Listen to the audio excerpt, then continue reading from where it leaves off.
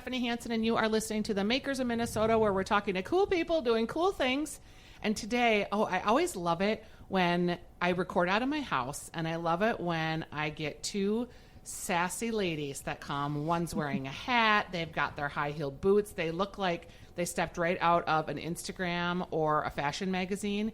And it makes sense because you guys are the Face Foundry, which is a new concept in the Twin Cities. I'm here with Michelle Henry and Allie Nanny.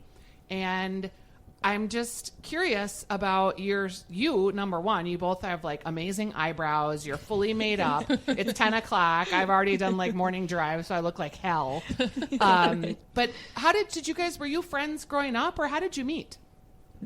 No, actually, we met through a mutual friend who does our Botox.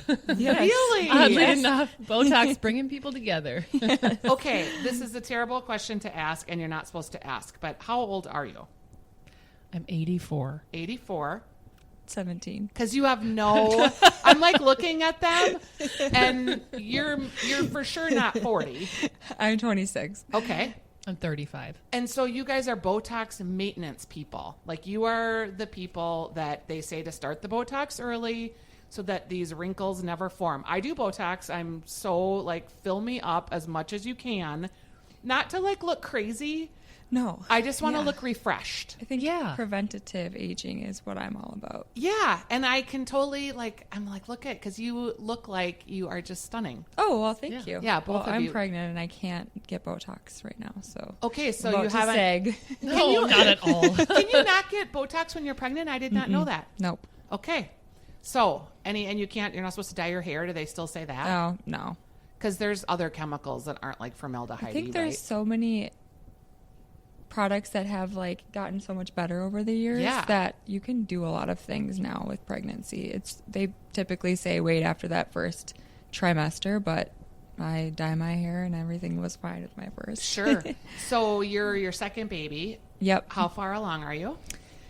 24 weeks. So are you in what they call the like golden trimester, where you're like, you're feeling so great? I do feel great. Good for you. Yeah, I really do. Yeah, because I always thought, I was like waiting for that. Like, I didn't feel terrible. The first trimester was hard. I slept basically 24 hours a day. Yeah. And then the second trimester, I was like, okay, I'm waiting for the golden part. Like, I don't feel terrible, but I still feel like I'm a parasite, and something is like getting life from me and taking it from me.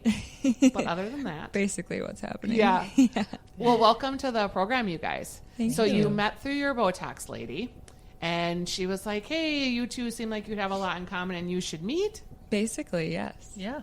Exactly what happened. Yeah, exactly. We both have a love for beauty. And Allie went to school for aesthetics, and we kind of came together and came up with this concept. So when you say you went to school for aesthetics, Allie, what does that mean? Like, is there a degree in aesthetics? So I went to school for nutrition and realized my passion was beauty. So I went to Aveda, and it's a license. So it's an esthetician license. You don't need a 4-year degree for it. It's just 600 hours. And Aveda, just 600 hours. Like, that's no small feat. Aveda is a great institute. They do a great job there. Yeah, it was great. All right. So you had nutrition, then you got the esthetician piece. How about you, Michelle? What was your background? I actually went to school for business, apparel design, and merchandising. Okay. So from St. Thomas.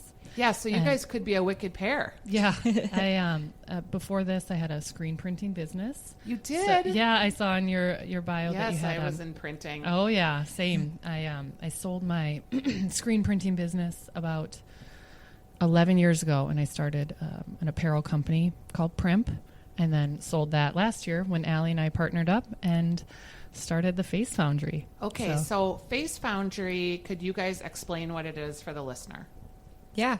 So the Face Foundry is an effective and efficient facial bar ranging from 20 to 40 minutes. We have anything from facials, lashes, waxing, and everything in between. And is speed kind of the hallmark, or is it the experience that's the hallmark? I think it's both. I think that what we found is when you commit to a facial, what ended up happening for us is that 20 minutes of it would be a hand massage or a foot massage. And you're like, I'm here for the good stuff. I want my face clean. I want you to, I want you massaging my face, not my hands or my my feet. So I think that's where we came in and we said, let's really make this efficient, but also super effective, and make sure that people don't have to take a half day off of work to book it. They can, book it the same day. We've got walk-ins are always welcome. Services that are efficient, but also focusing on, medical grade cosmetics and skincare. Were you a facial person at that time when you decided to put this together? Like, was that part of your daily routine or weekly routine, monthly? How often do you get facials? Weekly. I get them weekly. Typically, like every 4 weeks is what we suggest. But we do have a weekly facial called the Sculpt that's amazing, and it tones and tightens and just like lifts everything up, and it's fab. But typically every 4 weeks. And no, actually before this, I never had time to go get facials because I have a 1-year-old, and at the time it was a newborn, or he was a newborn.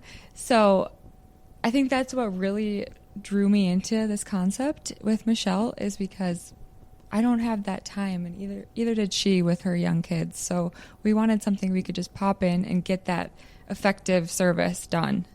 I used to go like once a month, and then my esthetician moved, and I was like, oh, it was sad, and I didn't like have the energy to go out and find a different one.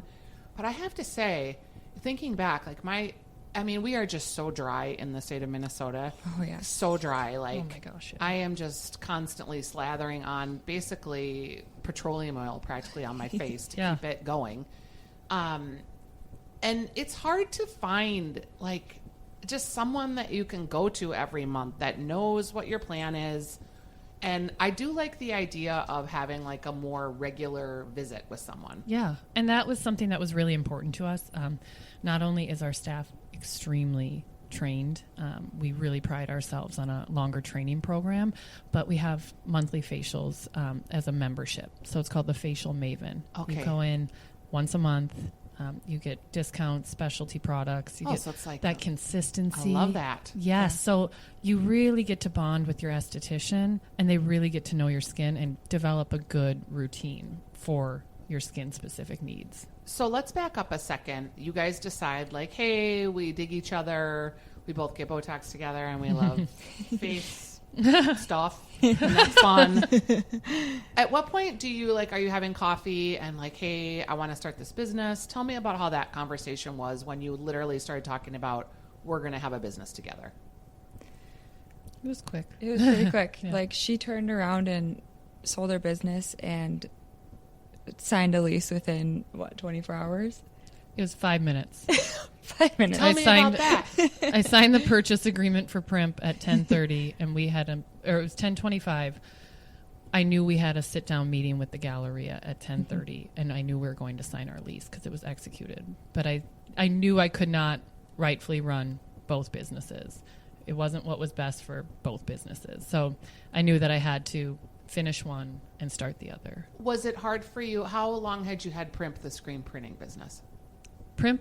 No, Primp was the boutique. Okay, so it was the boutique. Mm-hmm. I was wondering about that. Yep. So you're a serial entrepreneur, Michelle. Yeah, I know. So you had a screen printing business, then you had Primp, and when you sold Primp, how many locations were there? 9. Oh, there were that many. Yep, and then a warehouse. And I forgot to mention I also had a purse company somewhere in between there. I like business. So you're a serial entrepreneur. For sure. Did you know when you sold? Well, yes, you did know. You'd already worked on this business, I'm assuming, and you already had the plan and the business plan. Totally. Like when you asked Allie, do you get facials before the Face Foundry? Were you getting frequent facials? For me, I was going in once a month regularly because I had just had a baby, and you can only dye your hair so many times or get your nails done. And like, I couldn't fit into any of my clothes. Like, truly what I was investing in was my skin again, because that was the one thing I felt like I could see results from. That makes sense, yeah. So that was something that I was doing every single month. And of course, the esthetician I was seeing, they closed at 5 p.m. So I'd always have to take a half day of work, make sure that the babysitter was there a little longer. But I'd get these treatments every month. So that was the start of it. Yeah. I love serial entrepreneurism. And Allie, is this your first business? No, I had the lash refinery, have the lash refinery. It's still in business. But I think for me, I did services for so long. I did lashes. So I love seeing the smile on clients' faces. And I always wanted to grow in that. So I was like, what else can I do? And how can I grow? And then the stars kind of aligned when I met Michelle, and she kind of had this idea as well. So the lash refinery is where? It's on 50th and Branch. That's what I thought. Yep. And you were the first person that I heard about that had, are they mink lashes? We have all different kinds of lashes, but yeah, we have mink. Yeah, Yep. and I'm trying to think, it might have been Allie from Allie's Shops who just raves about the lash refinery, so that's amazing. Oh, thank you, Allie. All right, so you decided to keep that. Is it because you'd already started it and you already had clientele there, and why upset the apple cart? Yeah, we have lashes at the Face Foundry, and I think it is a completely different business. Like, the clients there we've had them for years. Yep. Like, I've had some clients there that have been getting lashes from us since 2016. Sure. So I think I don't know. It's different than the Face Foundry. Is it hard to run two businesses? No. I have great girls I have contractors at the lash refinery who kind of do their own thing. And kind of run it like it's their own business. Yeah. That might be key to having that keep going, simply because when you're a contractor, it is your own business, right? You're right. feeling like you're keeping your clients, you're responsible for your marketing, all those things that keep a business going. Yeah. You're not as responsible for them because they're not employees. So it is easier for me to keep it up, but I don't have to be as involved. Who's the target market for Face Foundry? Honestly, anyone with a face is how we marketed it at the beginning. Is that so broad, though, that it's hard to know, like... Well, we kept it really broad because we weren't sure, like Allie had mentioned, preventative care is huge. Yeah. I think so much we're seeing people kind of stray away from the advanced plastic surgery that we saw that was super prevalent in the 90s and 2000s. And I think people are now getting really smart, and we get a lot of young girls in that are 18, 19, 20 to, we'll get women in that are in their 60s that are still taking really good care of their skin. And so it's like every age is preventative if you think about it. Sure. But we got a lot of young girls in right away. And so it was hard to really narrow in a demographic. We also get a lot of men in. Oh, that's interesting. It's great to see men being proud to take care of their skin. It's weird to think about how little attention we literally pay to skin when it covers our body. I mean, but it is like a living, breathing organism. Just the largest organ in the body. And actually, speaking to what Michelle said, we've had a couple emails within actually the last month with moms asking if they can bring in their young child. I've had someone even ask who has an 8-year-old. So I think they're starting to realize that skincare is so important, and preventative care and education for the young girls is really important. Yeah, and how to take care of your skin. That's kind of a good idea for a mother-daughter class thing. Yep. Because no one wants to listen to their mom telling them to wash their face. Right. But if it feels like it's fun and it's interactive and it's these pretty beautiful women that you aspire to maybe be or to look up to, then that seems a lot more fun. Yeah. Totally. And I think with us wanting to cater to all different skin types and everybody, I think eventually we will talk about like a Mama and Me facial where we just educate the young girls and do something with that too, because we do want to be a jack of all trades when it comes to skincare. My mom worked at the Estee Lauder counter, and she did like makeup tutorials. Do you think she ever, I never knew how to apply makeup. I still barely do.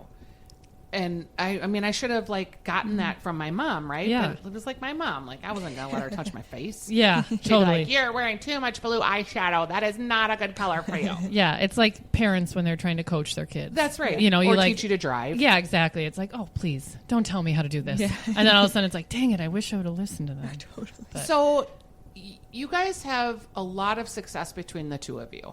And a lot of people listening to this podcast are thinking about businesses that they want to start.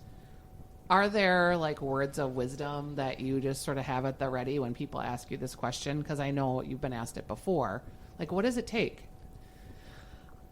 You better be passionate. That's what I was going to say. Like, you have to be so passionate about it. And we are just so passionate about the beauty industry that it was easy for, no, I don't want to say easy, but we had so much fun creating the business, and we just love it so much.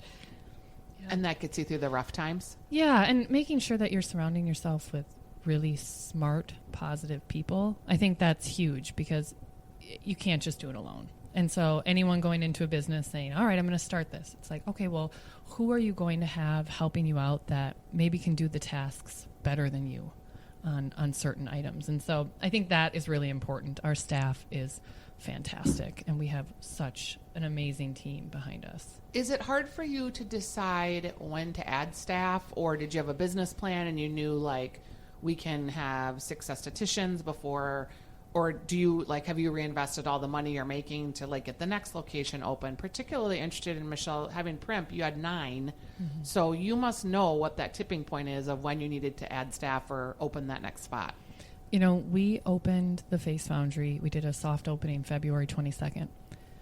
By March 1st, our grand opening, we were fully booked. And so I think that was our sign. All right, we need more people on. Yeah. This is something where we're not meeting the needs of the customer if they can't get in and they're booking out a week in advance, because our whole concept was, let's book it the day of. Walk-ins welcome. And so I think you have to really be in tune and be able to adjust to the client's needs and the client's schedule. But we have a very, very clear, concise, year-long plan where we know our growth trajectory, we know our projections, and we base all of our hiring off of that. Are there more Face Foundries in the plans? Oh, yes. We've got 2 we're working on right now. And then we have big plans for early 2020 that we'll announce. So a med spa. Mm-hmm. How is a med spa different than, like, a salon? I wouldn't say we're a med spa, if that's what you're kind of asking. I'm trying to figure out what the difference is, and, like, if you're someone who cares about their face, do you have your spa that you go to and then your med person that you go to? Like, how many people do we need to maintain this perfection? Yeah. A med spa has all medical grade. You have to have an AP license, which now we do have AP. We do have AP services at the Face Foundry. What does AP stand for? Advanced practice. So you have to have that license now for most of the services we actually offer. Dermaplaning, any extractions like microcurrent, LED, hydrofacial. How we are different from a med spa. We don't have Botox and injections. We really just cater to skincare needs. Okay. And when we talk about skincare, like, tell me about some of the advancements that you've seen in, like, the last 5 years. You just mentioned 5 things that I think I've heard of one of the 5. Totally. Well, I think our favorite treatment is the hydrofacial. Have you heard of that one before? I know it's water, hydra. Yep, I'm smart. Yep. So in layman's terms, it goes in, it's like a vacuum carpet cleaner. Goes in, shoots in water, and pulls out all of the dirt. And that's, like, the best way I can describe it to people. Good. I know, right?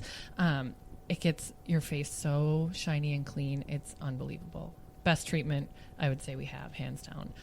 But microcurrent is something that has been around, but the technology has improved drastically over the years. And that's something that we have incorporated into one of our facials called the Sculpt. And I know Allie just mentioned that. It's amazing. We also came up with a 10-minute Hungarian massage that we incorporate with it, which is goes in, it tightens, it really releases any tension you have in your jaw. Let's face it, everybody clenches their jaw at some point. I know I do, at least. Yeah. And so that mixed with the microcurrent is just an amazing workout for your face. So those are 2 treatments that I feel like have really come full circle this last year that are fantastic. Advances in chemical peels. I feel like there are chemical peels with very little downtime, whereas 10 years ago you were out for a week. Now you just peel for 24 hours. Okay. Mm-hmm. And then so there's different levels of peels, right? Oh yes. Yep. I know someone that had a very aggressive peel that it took them like 3 weeks to heal, but boy, had amazing result. I will say that. Yeah. I think we've all noticed, actually, people are shying away from plastic surgeries and facelifts. Now they're trying to do everything they can to prevent that. So with those peels and hydrofacials and advanced practice services, you can really achieve amazing skin without having to go under a knife. Do you feel like you guys have to be like supermodel skin models? Because this is your business, like you both have beautiful skin, but do you think about that? Like if you feel like dry when you wake up, are you like, oh, I have to get a facial? Because you're almost like an embodiment of this product, right? You're walking billboards. I mean, like I do at least. Like I really did suffer a lot from cystic acne, and so doing aggressive chemical peels, I had to, because I felt like otherwise you really can't show the results. And through the Face Foundry the last 7 months, I've seen a huge improvement in my skin. It's beautiful. But, oh gosh, well, yeah, you're very kind. Been staring at both of you, just like, oh, this works. I think we truly believe in our products. We have some great products that we've worked on with doctors, and formulating our own products has been a huge thing. We really only have services we want to do, and like the product that we want to use, because I mean, why would we, if we're not practicing what we preach, it's hard to talk about something you're not obsessed with. Are you making your own like lotions and oils? And yes, and actually one of our very favorite products, you talk about being dry, our favorite go-to product is an aerosol collagen spray. We worked with a German doctor. He actually was treating burn victims with these collagen bandages. He saw such drastic results that he then created these collagen face masks. We actually have them. We're the only place in the Midwest that you can get the collagen face mask. And then he started creating these aerosol collagen sprays. And so, of course, we were like, this is the most amazing product. How do we partner and get it here? Yeah. So we worked with him. It's called the Collagen Spritz. You spray it on before makeup, after makeup, all day. It's the most hydrating thing you can do for your skin, especially when it's like -2. I am going to amazing. Send you one. Yeah. I think I have one in my bag. I literally like get this. I have my heater on my phone app, and I like when it gets cold like this, I get these messages like low humidity, danger, low humidity. I'm like, I don't need you to send me the app. I can feel it in my face. Oh yeah, totally.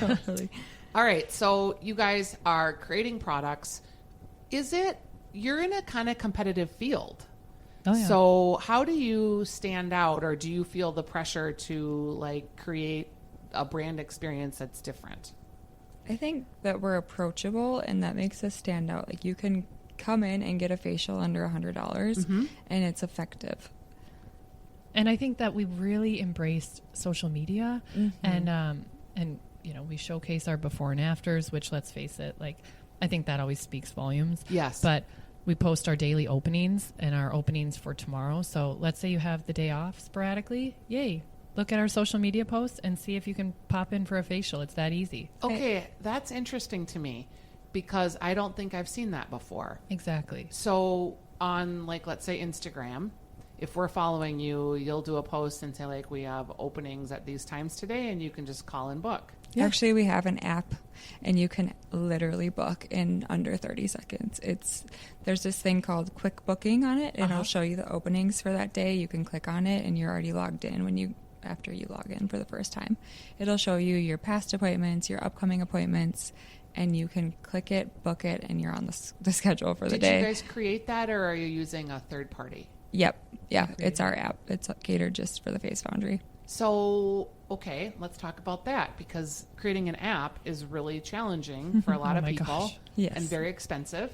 This is going to be a long podcast because we got a lot to tell you. That app is a hurdle. Yes. We're proud of it. Yes. Generally, apps, in my experience, that have anything more than a few clicks and a few pictures are between $10,000 and $20,000. What made you decide that you needed an app versus using like Schedulicity or any of the other beauty apps? We wanted it to be quick and user-friendly. And I feel like that was a big thing with this app, is like, let's make it as easy as possible. You know, we post the openings on Instagram, but you still have to call in or you have to jump online. You might as well just have an app.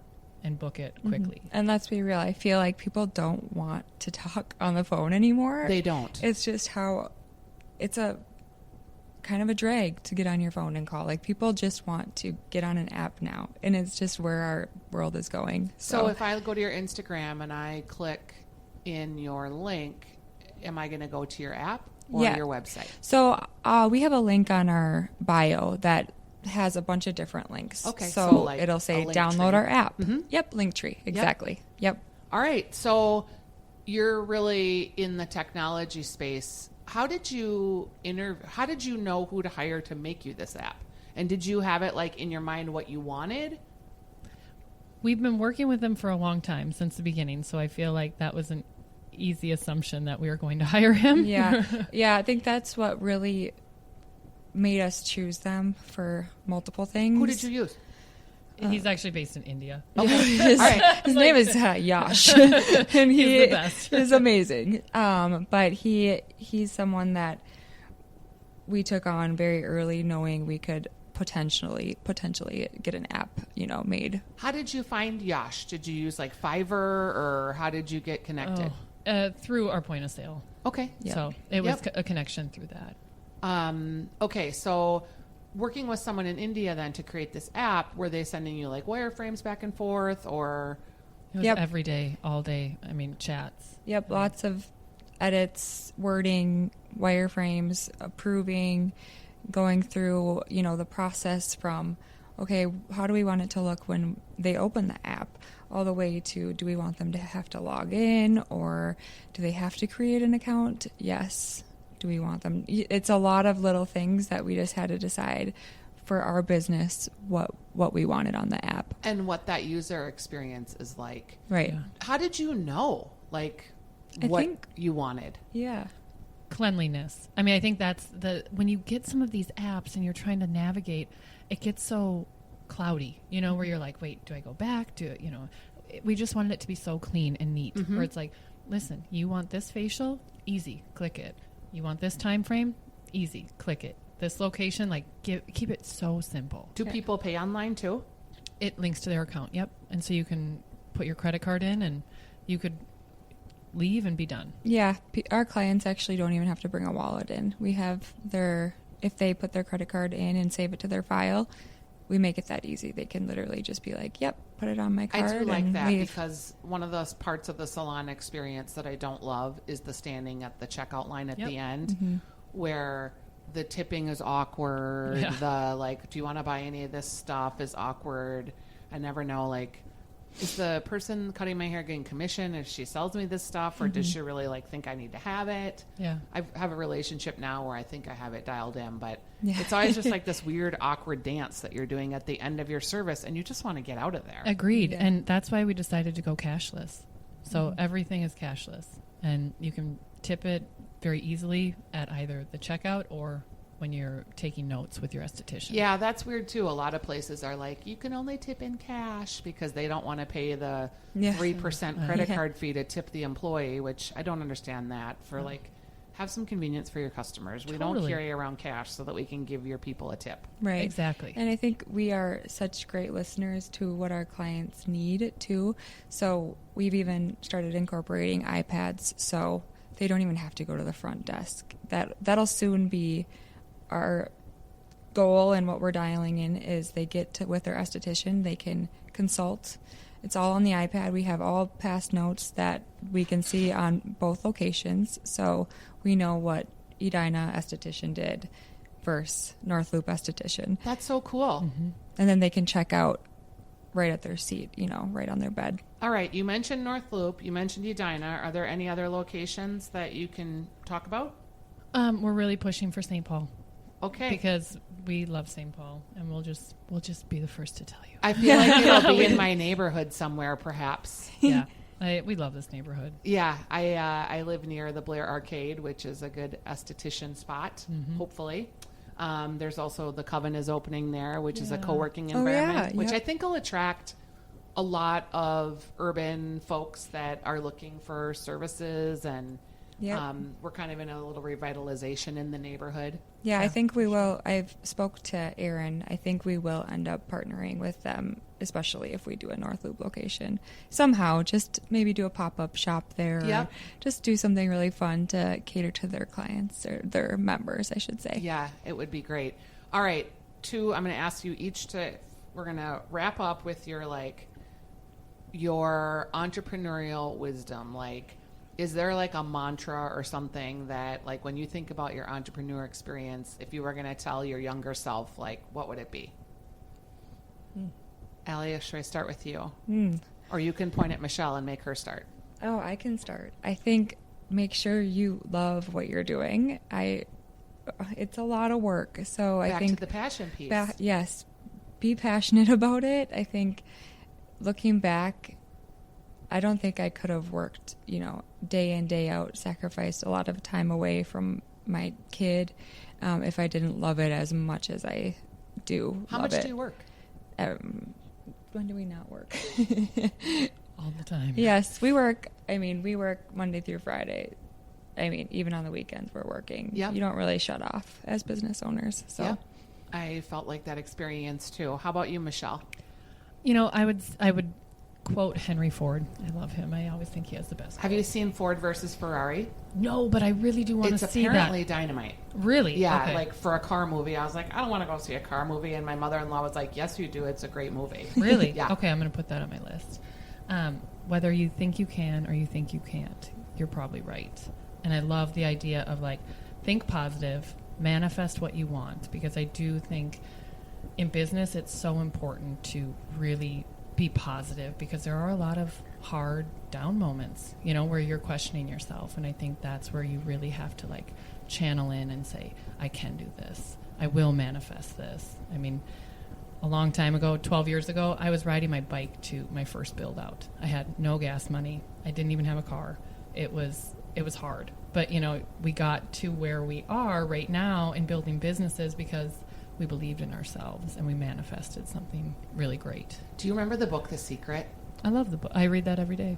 Do you really still? Yeah. Oh, that's funny. My old radio partner, we talked a lot about the power of intention, and she made a big impact on me, and I still think about putting the intentions out into the universe. Even sometimes when you don't necessarily believe it in that moment, if you put it out in the universe, I feel like the universe helps you get there. Totally. In your moments where you're not completely feeling it, as long as it's out there, it's like the energy of the world keeps it moving forward. I buy myself a new secret copy every year, and I write down all my intentions for the year in it. And so it's kind of my intention journal. But if you want a really good book, get Energy Speaks. That's kind of the next version, I feel of The Secret. Okay. I really enjoy that. But yeah, I'm a big believer in manifesting. So and thinking writing down that you goals too, as we're kind of wrapping up for thinking about the new year. Absolutely. So people, when I was an entrepreneur, they were like, did you goal set? I was like, yeah, I did. I wrote 1 month, 3 month, 6 month, a year, 5 and 10 year goals. Yeah. And personal and professional, I did them both. And then I made my husband start doing it. And then I made my kids start doing it. And we look back and we have accomplished so many of the things that we wanted 5 years ago. I retired at 46. It's amazing. That is amazing. It was super, who would have thought, if you would have told me when I was running my business in the thick of it, you're going to retire at 46. It's no, I'm not. Yeah. And I didn't, but I could have. And, that idea of I'm going to make $1 million. You can. Yeah. But you got to really focus in and understand what that looks like to you and what's important to you. Balancing, I had a major health crisis in the middle of all that. Yeah. And just how do you stay on track, and what becomes important to you maybe changes. So goal setting, really important. We, my partner and I do every year at the beginning of the year, we do our vision board, and we go all out. It's an all-day project where we tape up everything, every single goal we have, anything we want to manifest, every picture, everything. And it's so important to do that, and keep it in front of you. Where is it? Is it in your bathroom? No, it's in our bedroom. Okay. All right. The manifestation of The Secret and Energy Speaks. Okay, I'm going to get that book for the new year. That's going to be my project. Do it. All right. Thank you very much for joining us. It's been great to hear more about Face Foundry. And people can find you. Give us your handles so that if people want to book, they can. The Face Foundry on Instagram and Facebook, and www.thefacefoundry.com. All right. Thanks, ladies. Thank you.